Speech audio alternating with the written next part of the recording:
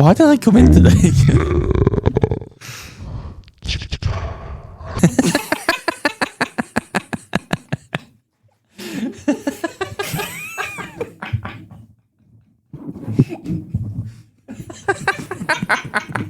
Shall I do the whole podcast in this voice? I think people might complain. Oh my God. I love this. Later today, I have a very serious interview.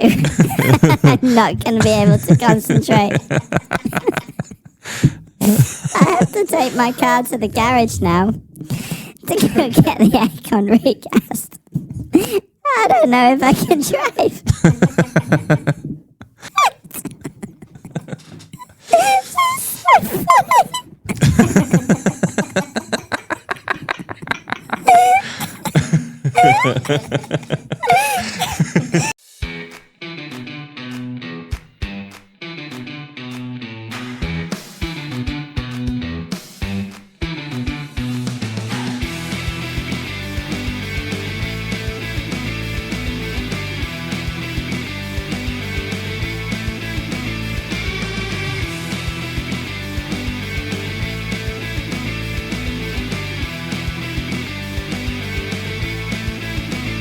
Mi wins in Monza!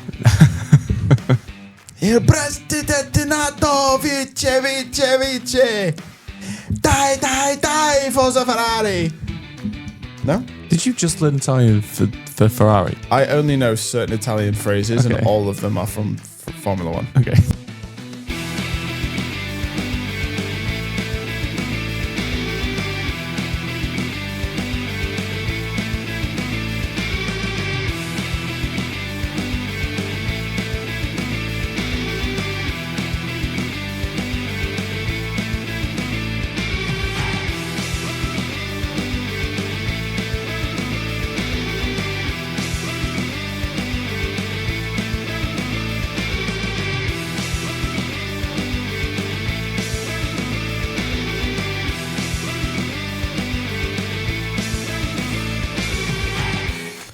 Hello, everybody, and welcome back to Ahead of the Apex. I'm your host, Josh, and today I'm once again joined by Jake. Say hi, Jake. Hello, everyone. Jake has become my permanent Tim. End of discussion. Clearly. And today we are focusing on Charles Leclerc. Great. And we're also going to be focusing on some very controversial safety car decisions, which I don't think were controversial, but it seems like the rest of the world's media thinks were controversial. And we're going to be taking a look at the 2027 MotoGP grid, which has somewhat filled out since we last talked about it, Jake. It has, yes. So, excuse the sniffles. If you watch the Patreon intro, you'll realize why Jake and I are almost in fits of tears, and there are actual tears running down my face. If you didn't watch the Patreon intro because you're watching this on Spotify or you're watching this on YouTube, go and just pay for 1 month and just watch the Patreon. Please. It's just so good. I don't know how to describe it to anybody who wasn't in the room. I don't know how I'm going to edit it together. I don't know what I'm going to do with my life. But before we get started, please, if you have any questions or you want to get in touch with us directly, head over to our social channels. The best way to get in touch with us, Jake, is to do what? You've heard me say this like 6 times now. The best way to get in touch with us is to do what? Go to Your social channels. Patreon. Use AAT Apex to get there and become a member. It's completely free. And you can get involved with our From Our Perspective series as well as race chats. And you can, of course, send us your questions for every podcast recording session. We also have another tier, which is a paid tier, and that gets you early access to the podcast. It also gets you raw, unfiltered, and whatever the hell the intro was today. Alternatively, you can get in touch with us by going to Instagram, TikTok, Twitter, or YouTube using @AAT Apex. And finally, why not leave us a review and or a comment on Spotify or wherever you like to get your podcasts. You don't have to actually like the podcast, just leave us a 5-star. That would be great. You can also find the podcast over on YouTube, Amazon Music, CastBox, and in various other places such as Deezer. But you cannot find us on Apple Podcasts because they suck. I don't actually care that that's the second time I've made fun of Apple in 2 weeks. They should let us on the podcast. Yep. With that, let's get on with it. And Jake, I'm looking forward to starting this one because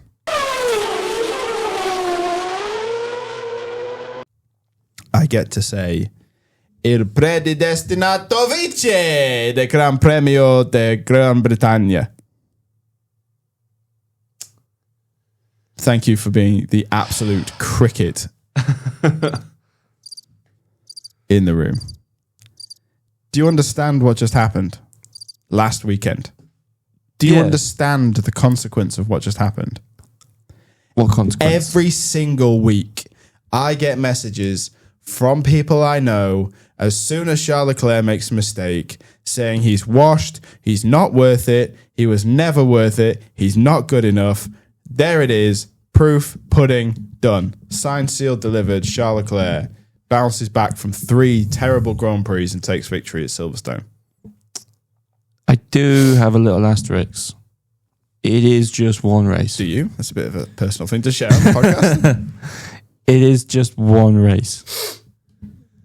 Where is he in Lando the... Norris only needed 1 world championship. Where is he in what? Where is he in the championship? 4th? Yeah, 4th. Quite a way off. 4th? He's 4th. Where's Kimi? 1st. 170 something points? No? Okay. If you're going to do this, that's fine. We'll go over to f1.com right now and we will look at the standings right now. He is 69 points away from Kimi Antonelli. Lol. Yeah. Yeah, but come on. I mean, Kimi Antonelli's won 5 races back to back. Lando Norris is 5th. He's 11 points behind Charles Leclerc. Yeah. Oh, I mean, come on. There was a bigger gap before. Charles has jumped up from like 6th or 7th to 4th. Yeah, I mean, it's fair. I know it's just one race, but it's Belgium next, and we all know what happened there. Yes, 6 years ago. He wins in Belgium. He wins in Monza. Il Predestinato vince. Dai, Forza Ferrari. No? Did you just learn Italian for Ferrari? I only know certain Italian phrases, Okay. and all of them are from Formula One. Okay. Do you not watch Formula One with the Italian commentary on? No. You should. It's so much better. I It's barely so watch much it with better. the British one. So much better. As I said just there, it has been a few rough weeks for Leclerc. We talked about how poor he was in Canada. He himself said it was the worst weekend ever of his career. He then retired from 3rd place in the Monaco Grand Prix by making the same mistake as Lance Stroll, which you can say was both of their faults, or you can say it was an accident, or you can say that shows something. That's entirely up to you. I think the race should have been called off and Charles Leclerc should have been declared the victor. He then also retired in Barcelona because his hydraulic system failed. And then 2nd in Austria qualifying, but nowhere on race day. And neither Ferrari were. And we all thought that was a bit weird. Because do you remember they brought their spicy new engine to Austria? Yes, it was obviously it's not been a great run of form, but we were all kind of, as a non-Ferrari fan, we're all a bit sort of concerned at the chance of Ferrari 1-2 in Austria, and then it just didn't materialise with the new engine. Yeah. It was a bit like, did they bring their new engine? They did bring the new engine, but they had to run it in a temperature conservation mode because of the higher altitude. Is there that much higher altitude in Austria? Oh, yeah, it's quite high. It's not as high as Mexico or Snoop Dogg, but it's pretty high. He's pretty high. He doesn't know who I am. He's not going to listen to this. It's okay. The wonderful thing about the internet is you can pretty much say whatever you want. Yeah, but it's Snoop Dogg. What about Snoop Dogg? He might just stroll across. Do you think he's going to disagree with me that he's high all the time? No, but... Exactly. Anyway, it's pretty high. Well, I don't even know where I was. But then they turn up in Silverstone with this spicy new engine, back at almost sea level, nice flat circuit. It was a hot day. It was. But a hot day in the UK is only hot inside. Outside is okay. It's okay. I the sense in there, but sometimes maybe good, sometimes maybe. There we go. I I think it blocks up my microphone as well. I think it just cuts the whole thing. You try speaking. It does. Yeah, it cuts the whole thing. Yeah. Okay. So the sprint and sprint qualifying. Well, so sprint qualifying pole went the way of Lewis Hamilton. Yep. He's had quite a good run of form recently too. I mean, Austria was terrible for both Ferraris. Let's put that to bed. Yeah. But obviously he won in Barcelona. Yeah. Podium, Austria, Canada, Monaco. Pre-Austria. It's been pretty good. Yeah. So I think the sprint pole wasn't necessarily a shock. What was maybe the shock was how close it was, because we haven't seen a margin that close this year. Yeah. And then it looked like the sprint was going to go his way, but Antonelli had other plans. Worked his way past. And you know, we'd kind of expected pre-season that Mercedes were going to be strong here at Silverstone. Leclerc then had a disappointing sprint. He said it wasn't great, not compared to Lewis, and made some changes overnight. Do you know what the changes were? I don't, but I'm expecting sort of era-related changes. Yeah, so Lewis kind of gave it away in the press conference after the race of like Charles went more towards the rear. Yeah. Whatever that means. I mean, maybe it's not about the car at all, but Maybe just grab Lewis's butt. Who knows? who knows? It seems like it seems like what they'd done was reshift the balance towards the rear of the car, which is not usually where Charles Leclerc likes to operate. He's normally more of a front end kind of guy. But Bet he is. this is a dicey area. It is. This is a dicey area. But we know that the Ferrari chassis is good. We know that the engine is good. Silverstone wasn't an issue for tyre deg, so it was really just balance that Leclerc had to fix. Yep. And of course, they were able to run the engine at high rate. Leclerc and Hamilton both jumped Russell at the start. Was it Russell or Antonelli who took pole? Russell, I think, yeah. Russell took pole. I will check. Check, but I think it was him. We are checking. I think the also thing with the balance change, We are checking. because Silverstone is very much a start-stop kind of circuit in terms of corners, Kimi took pole. it could have helped him deal with the amount of braking he might have had to Yeah. do. And Yeah, well, wear Lewis and- didn't break from like Luffield all the way through to Vale Yeah, on his qualifying lap. Did you see that? yeah. So from Luffield breaking point all the way through Woodcote, Copse, Maggots, Beckett's, Chapel, Stowe, and then into Vale, he didn't break, which is insane. Yeah. So Kimi took pole. Leclerc and Hamilton jumped him both at the start and were running away with it. Kimi started coming back at him. They did an offset strategy. It looked like Antonelli was going to get him. And then the Lord God Mercedes struck and decided that there were too many Mercedes in the top 5. So he made one of them break. And it was Kimi Antonelli's. Yeah. Wheel cover. What a weird thing to break. His brake duct wheel cover thing. I don't think, I understand that obviously FIA want to improve, aero and overtaking and make it competitive. But is adding more things actually better? Because the wheel cover isn't something that you'd expect to be a problem. I think it's one of those freak things. So I've heard numerous different drivers say that curb shouldn't do that to that car. So it was fundamentally either something like he'd had contact with somebody over the weekend, or one of the mechanics had not done it up properly, or it was loose because a fitting had broke or something. It shouldn't pop out, and it shouldn't pop out there. Do you think maybe like a bird or something or an animal might have gotten near it? Well, I think what happened instead was the Italian version of Jesus, yes, he's real, looked at it and went, Kimi's getting all the glory here, and I want people to hear my national anthem and remember it as the last national anthem. So instead of it being Italian-German, we'll just have it being something else in Italian. Did he just not like the fact that Italian was first? Yeah. Okay. Yeah. I think that's what happened. Italian Jesus, Ferrari Jesus, divine intervention.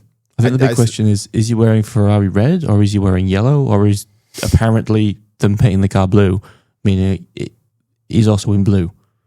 He's in Maranello yellow. Yeah, that's acceptable. Yeah, that's a Yeah. real colour.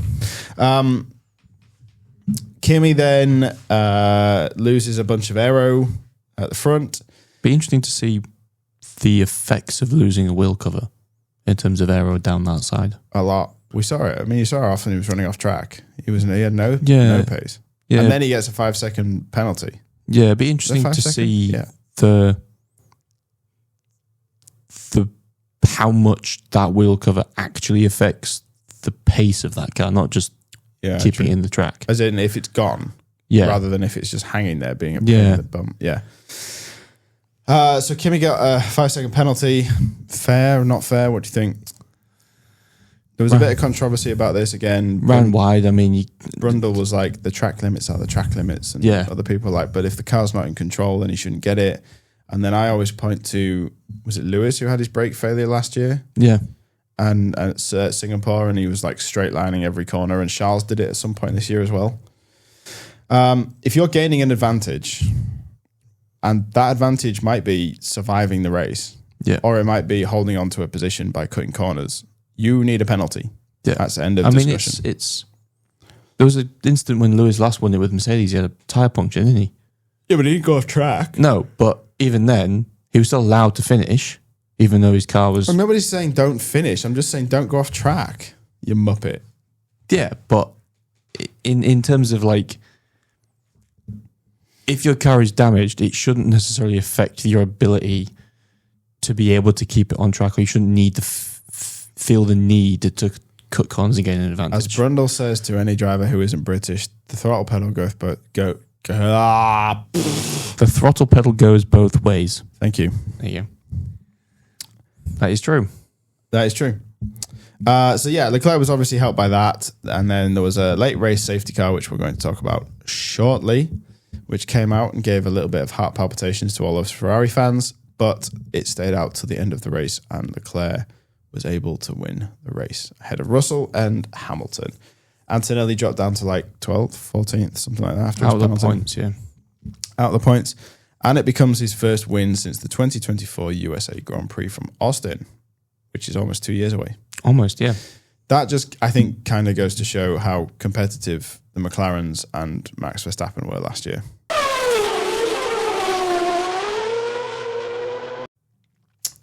Briefly mentioned there, at the end of the race, there was a very dicey decision made where Max Verstappen's rear aero device didn't reattach properly, and the rear aero didn't attach to the car properly, and he tried to replicate Michael Schumacher's Stowe crash, but in reverse, going in backwards, ended up in the gravel trap. Remember this? Yeah. Right in front of the Lando stand, which I'm sure they had lots of very nice things to say about him. Oh, I've seen some clips. People were very happy. I'm sure those very, very stably minded teenagers full of Lando Norris monster and sat in a sea of yellow were nothing but supportive for their championship antagonist last year. Yeah. I'm sure everyone was behaving themselves. I would hope so. That's the second time in 2 races. Yeah, it Red Bull gives you wings. Yeah, clearly. I don't know if they've rushed this Macarena wing. I know it's not a Macarena wing, but it looks like a Macarena wing. How long have they had the Macarena wing? Since Miami? It was either the race Ferrari brought it as well, or the race before. It was very close. They kind of came out about the same time. I don't know if they've rushed this. Ferrari brought theirs out, realised it was going to be a problem, and then very quickly put it back away and went to work on it a bit more. Red Bull were like, it's here, there it is, we have nothing else. I feel like Red Bull it kind of had to take the risk a little bit. Yeah. Just because of how far they were behind. But their risk is that they're going to kill Max Verstappen. I don't think he really minds at this with how slow that car is. That's the risk that that's the risk that they're putting out there, is that they're going to murder Max Verstappen. Yeah. Out on track. Or lose him to McLaren, which would also be the same, really. Yeah, well, it's not looking good for his release clause, is it? No, it is not. And who'd you put in that seat, really? In the Red Bull seat, Yeah. Liam Lawson. Liam Lawson! Get out of my way. I'm Liam Lawson. Yeah. I'm Liam Lawson! You know who they could put in that seat? Lewis Hamilton? Charles Leclerc. No. Fernando. No. He's raced against all three of them. Hülkenberg. He's raced against all four of them. It's not Oscar, is it? He's raced against all five of them. George Russell? He's raced against all six of them. Why are you like swallowing the microphone? I don't know. Please. Albon? I don't know. Mick Schumacher. Sebastian Vettel! What the hell are you on about? They could bring Sebastian Vettel back for that. Dude, I think he's done with motorsport. I don't think there's a paycheck in the world that would make him done with motorsport. Maybe he's like the helmet marker replacement, but I think if the numbers are big enough, anybody's morals go out the window. you can tell that by football. Yeah, well, look at Fernando Alonso. Yeah. No, I mean, Sebastian Vettel's an option, but I think Daniel Ricciardo is also an option too. If they really wanted it. Depends how happy he is with not being in Formula One, really, doesn't it? He seems quite happy. Yeah. The other option, of course, is Oscar Piastri, because Just to switch. McLaren will have to boot one of them out. boot one of them out. They're not booting Lando out. Well, I mean, I'd like them to boot Lando out, but I don't think they will. No. Man, how do you think the 14-year-old girls in the Lando Norris stand wearing Lando merch and drinking Lando Monster because their mummies and daddies have allowed them would feel if Lando was a Red Bull? Because let's be honest, his fans are like a handful of actual sane human beings and then just 14-year-old girls on. But that's the way that all of his fans sound whenever they talk about him. They sound like 14-year-old girls. Okay. They're like, Lando, I love you, Lando. I just think that's the end of Lando Norris. No. When the UK government ban under 16s from being online, Lando Norris's fan base goes quiet. To be fair, I think a lot of people, like motorsport fan base, will. I have nothing against young people coming in to Formula One. No, it's great for the sport. I think in terms it's great of for the sport. It's openness. Otherwise, it will die when my generation die, Yeah. right?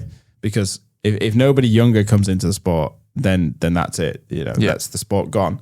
I absolutely have no issue with any age of children getting involved in Formula One. I want to take my kids to Formula One. Just be mature online, please. Stop with the, he's not Jesus. He's not. And his looks are not what make him a good racing driver. No. Or a bad racing driver. I mean, his height definitely helps. Why? Because he's quite small. Yeah. They're all small. Yeah. The safety car. Now, I cannot believe it is July 2026 and I'm about to talk about Abu Dhabi 2021. Yeah, it's ridiculous. Sorry, Lewis fans, we're going to have to bring it up. But Martin Brundle absolutely off at the weekend because every word that comes out of his is a okay? Yeah, I think we got the message. I am absolutely sick of the bias that mouth. Do you know what I mean? Yeah, I get it. Okay. I don't. There's someone that obviously, I think everyone. Are you all right? My microphone was loose. Okay. Probably because I keep swearing into it. Probably. I feel like obviously everyone's got their driver, their team, their whatever, and that's fine. Unless it's Lando Norris. No, that's fine. Because I'm Lando Norris fan. What are you on about? Yeah, and there's the door. If your opinion on the rules is dictated by your favourite driver, then you shouldn't be commentating on shit. I agree. you're supposed to, like, this is the thing that has annoyed me about the throttle pedal comment. Yeah. The yellow flag incident for George. Yeah. That is still a problem. Just because he's British doesn't mean the problem goes away. Yeah. And it's not just in, like, just to make it clear, this isn't just in Formula One, it's in everything. Every single sport. I'm going to let you pop off. Yeah, thanks. In every single sport that we have some form of affiliation with as a nation, and commentators that cover it that are our nation, has insane media bias related to our country. Like, just look at football the other day. Preach it, Queen. Thank you. We're talking, in the World Cup, we beat Mexico 3-2. It was a tough game, high altitude, it makes sense. But I had confidence that we're going to win, and people go, no. Even you said no. But then the media is like, oh, it's our best game ever. No, our best game ever is the 66 World Cup because we won it. What are you on about? You've lost me a little bit. Bring it back. You were right on the edge. Come on. There's a level of media bias that kind of it makes it difficult to watch things that you are passionate about because you know what they're talking about isn't accurate or isn't faithful to not just the sport as a whole, but every nation's fan base. If you're talking about, for example, say George Russell and Lando Norris, yes, they're good racers. They're in Formula One. They're in a top team. Here it comes. Bring it home. But they're not the world's greatest drivers. There's only one championship between them. And Lewis, yes, you could argue he's won 7 titles, but the last time he won a title was 2020. Bring it back. Bring it back to topic. Come on. Just because... Rules. Come on. You can do it. It's in there somewhere. Just because of your nation and your affiliation with drivers in that nation doesn't mean that they get any form of essentially rule breaking allowed or any effect on how they interact with other people in the sport. It annoys me watching it because you know how the rules are. You know full well, similar with Austria, where we had Max crash out, and then we had that kind of it wasn't Martin, but it was some of the fan base saying, oh, Russell would never get a penalty for that. He's British. What does that have to do with anything? It shouldn't. It shouldn't. And the problem is, it does. It affects how people think rules should be applied. And the problem is that you see Max admittedly being quite brazen and quite aggressive on the track. People instantly assume that should be punished harsher because he's not British. I'm going to rein you in. Okay, cool. You and I, and Tim, and Cam, and Matty, and Katie, anybody who's been in this room, we are a very small part of sport media. Yep. We, in particular, we are a very small cog in that machine. Yep. But we are nonetheless a cog in that machine. And while we are allowed to give our opinions, we should also make sure that we present the facts. And that we present the facts in an unbiased way. Sky Sports F1 are a massive cog in that machine. They are quite literally the first responder to stuff that goes on during the race. They are the first on any form of information related to F1 because they own exclusive rights to stream it. In the UK. And most of Europe. Yeah. Which is the largest portion of the fan base for Formula One. It's also the largest portion of the drivers. So, when Crofty says something like George Russell's lap has been disallowed at the end of the Austrian Grand Prix qualifying session, the first time most of the fans who then took online to find clips and evidence and burn that down heard was his opinion, his interpretation of the facts expressed as his opinion.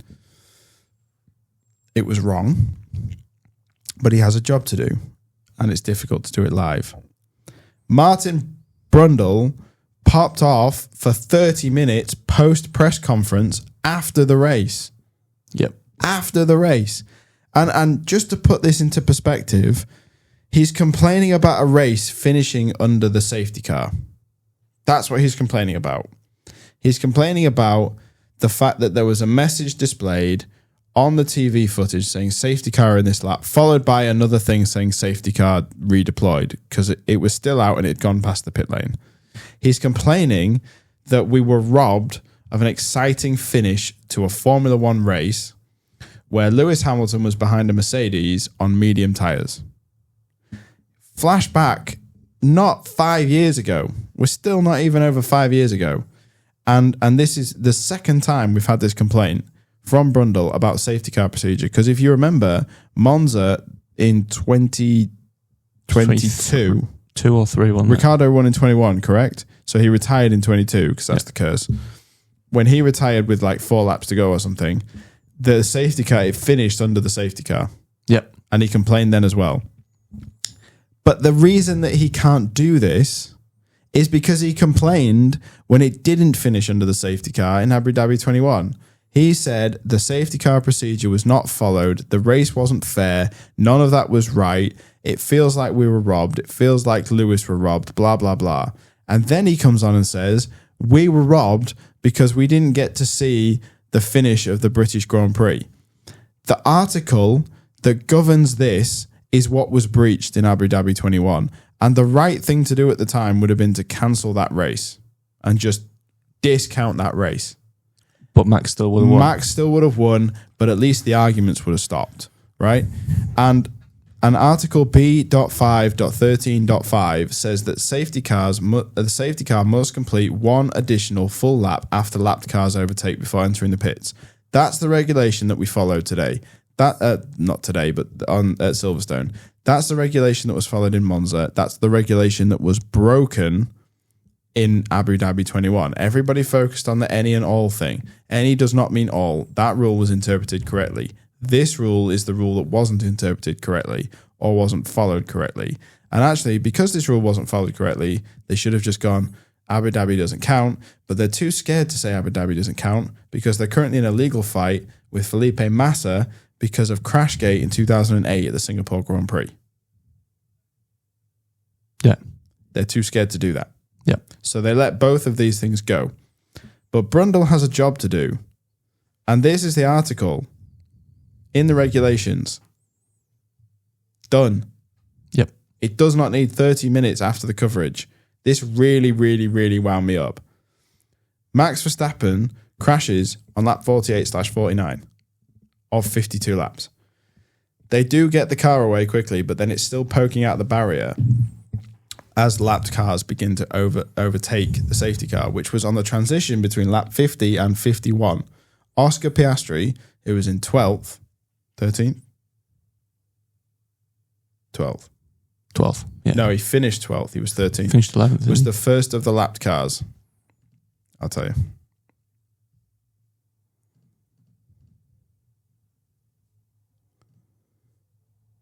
He finished 11th. He was 12th. Yeah, correct. Was the first of the lapped cars, and he overtook Leclerc as the lap counter went from 50 to 51. So by the regulations, the safety car has to stay out for another lap. The real problem was Carlos Sainz. Have you seen this? I haven't. So Sainz triggered this. We think that Sainz triggered the software issue when he came into pit under the safety car procedure, because he was behind Leclerc, pitted, technically crossed the start-finish straight before Leclerc, the start-finish line before Leclerc.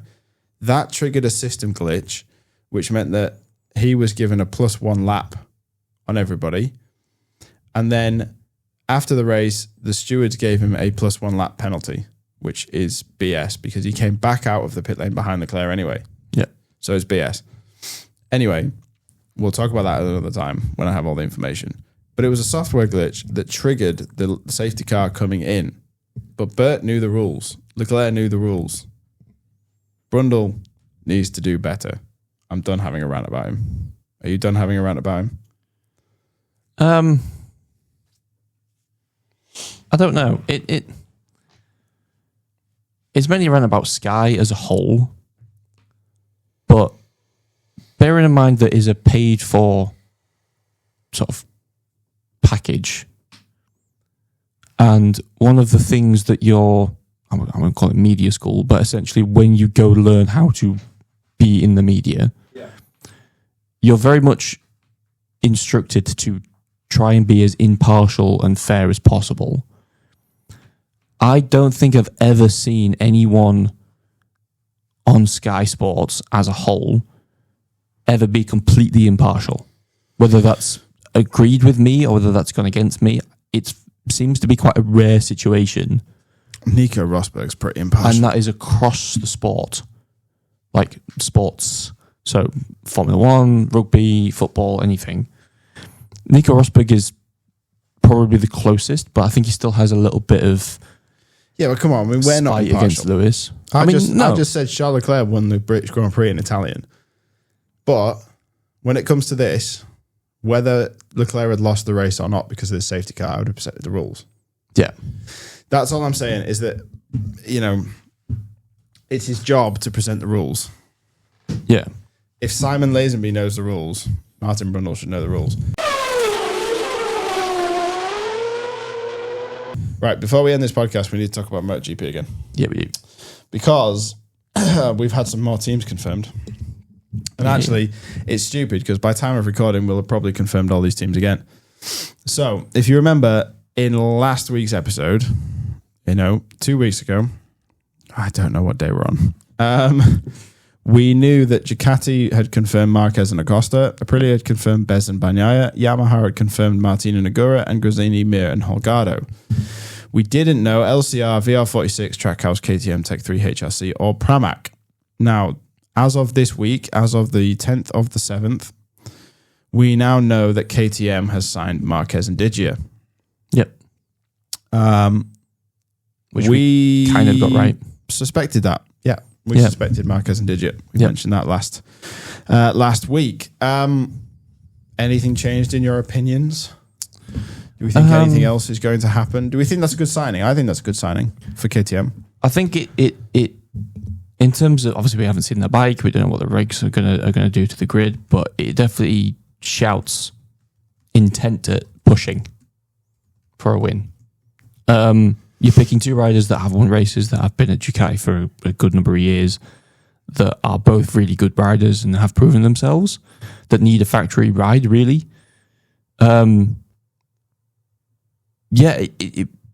Whether it's a mistake or not will kind of be determined based on where they perform in terms of KTM, how much they can improve upon their current bike for the next season.